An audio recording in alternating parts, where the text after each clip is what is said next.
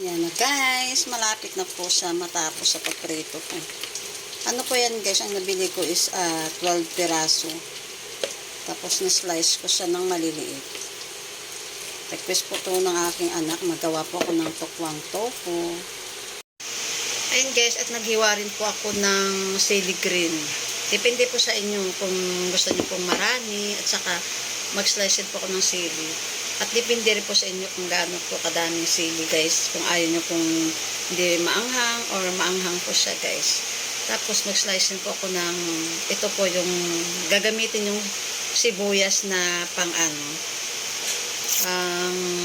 sisig guys. Puti po yung gagamitin yung sibuyas. Ito po kasi gusto ng anak ko yung kulay white. Yan. Habang naghintay po ako ng last na lulutuin ng yung tokwa. Ayan po, naluto ko na guys. Ganyan na po siya kaliit.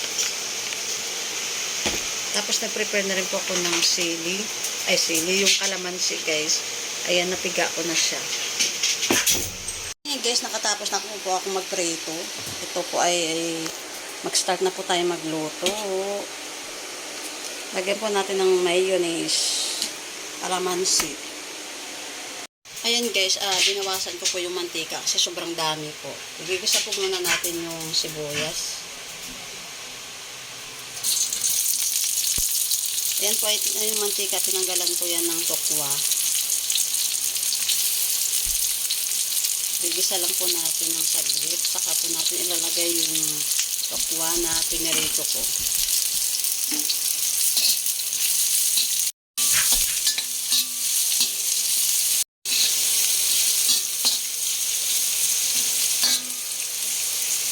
Natin ito yung naluto ko kanina.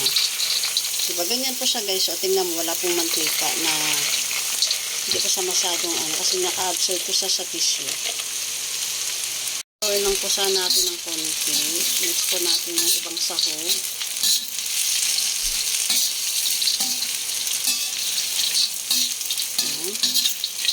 Ganyan lang po siya guys. Madali at saka tipid pa po kayo sa lutuin nyo. Kasi magkano lang ang isang slice ng tokwa is 5 piso. Next po natin yung siling green. Na rin po yung kalamansi po guys. Lagyan natin ng pamintang durog. Dapat yung po gusto sa guys, yung paminta, yung pinaka-durog. Kung wala po kayo, pwede nyo pong dikdik. Saka oyster sauce. Nor pala yun guys.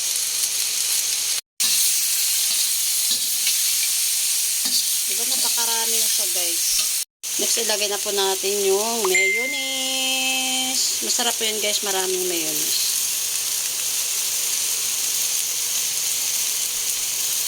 Ilagay na rin po ako ng konting magic sarap.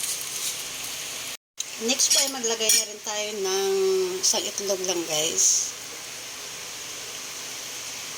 Next po yung sili red.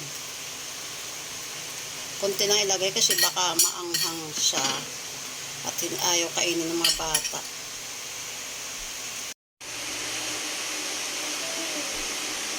Guys, luto na ang ating tokwang tofu. Napakasimpleng ulam lang yan guys. Kain na po tayo.